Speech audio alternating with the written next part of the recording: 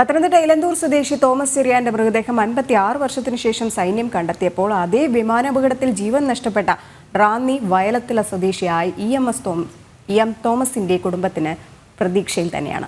സൈന്യത്തിന്റെ തിരച്ചിലിൽ പ്രതീക്ഷയുണ്ടെന്നും അവർ ജനൻ ടിവിയോട് വ്യക്തമാക്കി. സി ഉമേഷ് തയ്യാറാക്കിയ റിപ്പോർട്ട് കാണാം. 56 വർഷങ്ങൾക്ക് മുമ്പ് റോത്താങ്ങിൽ വീരമൃത്യു വരിച്ച തോമസ് ചെറിയാനൊപ്പമുണ്ടായിരുന്ന മറ്റൊരു സൈനികൻ്റെ വീട്ടിലാണ് നമ്മളിപ്പോൾ ഉള്ളത്. എം തോമസ്, അദ്ദേഹത്തിൻ്റെ സഹോദരി നമ്മോടൊപ്പം ചേരുന്നുണ്ട്. 56 വർഷങ്ങളായി സഹോദരനെ പറ്റി അപകടത്തിൽ പെട്ടു എന്നുള്ള കാര്യം വിവരങ്ങളൊന്നുമില്ല. ഇന്നിപ്പോൾ മറ്റൊരു മലയാളിയുടെ വിവരം കൂടി ലഭിച്ചിട്ടുണ്ട്. പിന്നീട് വിവരങ്ങളൊന്നും അറിഞ്ഞില്ല.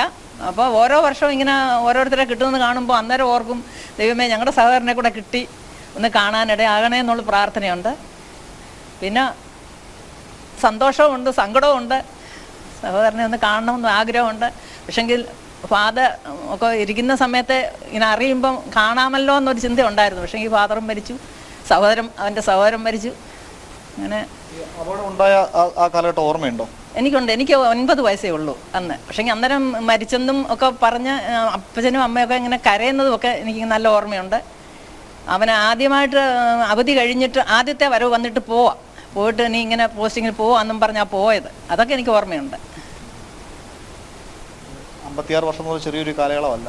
അല്ല അയ്യോ, സൈന്യം ഇപ്പോഴും തിരച്ചിൽ നടത്തുന്ന ഇപ്പൊ ഇത് കിട്ടിയല്ലോ. ആ പ്ലെയിനിൽ തന്നെ ഉണ്ടെന്ന് ഞങ്ങൾക്കറിയാം. ആ പ്ലെയിനിൽ തന്നെ ആയിരുന്നു ഇവർ രണ്ടും കൂടെ പോയതും. അപ്പൊ അതൊക്കെ നമുക്കറിയാം.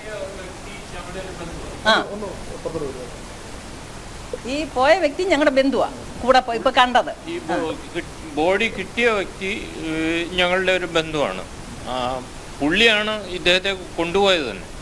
ഇവരൊരുമിച്ചായിരുന്നു. ഇവരൊരുമിച്ച് ഒരു ഫ്ലൈറ്റിലാണ് ചണ്ഡീഗഡിൽ നിന്ന് കയറുന്ന കൊണ്ട് ഇതുപോലെ പോസ്റ്റിംഗ് പോവാണെന്ന് പറഞ്ഞ് ലെറ്റർ വന്നതാണ്. പിന്നത്തെ ഒരു വിവരം അറിയത്തില്ല. പ്ലെയിൻ ക്രാഷ് ആയെന്നുള്ള വിവരം അറിയുന്നു.